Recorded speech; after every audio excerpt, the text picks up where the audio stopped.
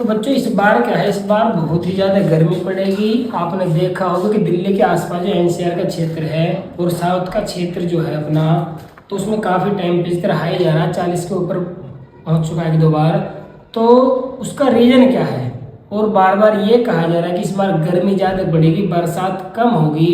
तो उसका रीज़न है कि इस बार का जो ईयर है वो नॉर्मल ईयर नहीं है। तो कैसा है वो, अल नीनो ईयर है। कैसा है, El Nino year. El Nino year में क्या होता है, जो महासागरों में हवाएं चलती हैं तो कैसे चलती, उसी के प्रभाव इस बार देखा जा रहा है।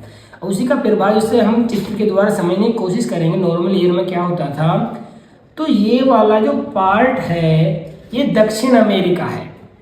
तो दक्षिण अमेरिका से जो हवाएं चलती थी वो ऐसे चलती थी, आपको शो कर रहा है इधर से, नहीं हवा जो है रेड, अगर एरो आपको दिखाई दे रहा होगा तो रेड एरो से हम समझते हैं। तो दक्षिण अमेरिका की तरफ से हवाएं किधर को आ रही हैं, ऑस्ट्रेलिया की तरफ आ रही हैं। और ऑस्ट्रेलिया की तरफ से अगर हम आगे बढ़े थोड़ा सा, अपना इंडिया भारत दिखाई देता है। तो भारत में भी हवा आएंगी, जब ऑस्ट्रेलिया आएंगी तो ऑस्ट्रेलिया के बाद ये हवाएं कब आएंगी, भारत आएंगी। जब हवाएं समुद्र से निकल कर आएंगी तो पानी जरूर लाएंगी, और पानी लाएंगी तो बादल भी जरूर बनेंगे, और बादल बनेंगे तो वर्षा भी होगी। तो वर्षा जब होती रहती है तो गर्मी कैसी हो जाती है, थोड़ा टेम्परेचर नॉर्मल हो जाता है, कम हो जाती है। लेकिन इस बार क्या हुआ, यानी इस बार अल नीनो ईयर है।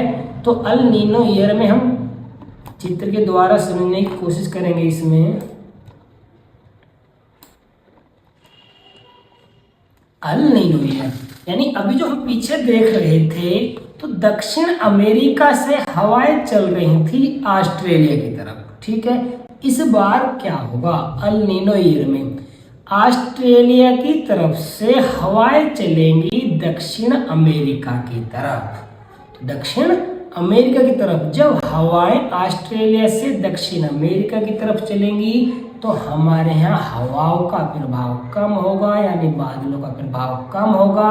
जब बादलों का प्रभाव कम होगा तो मानसून कम आएगा, मानसून कम आएगा तो बारिश कम होगी, और बारिश कम होगी तो गर्मी अपने आप बढ़ जाएगी। इतनी अच्छी खासी जो अनुमान लगाया जा रहा है, तो गर्मी इस बार देखने को मिलेगी। तो फिर कहाँ गर्मी कम पड़ेगी, तो इस बार जो हवा ऑस्ट्रेलिया से इधर जाएगी आपकी दक्षिण अमेरिका की तरफ। तो दक्षिण अमेरिका की तरफ जब हवा जाएगी तो मानसून इधर अच्छा जाएगा, मानसून इधर अच्छा जाएगा, तो अच्छी खासी बारिश देखने को यहाँ मिलेगी। और अच्छी बारिश से बाढ़ भी आ सकती है, बहुत सारे नुकसान हो सकते हैं।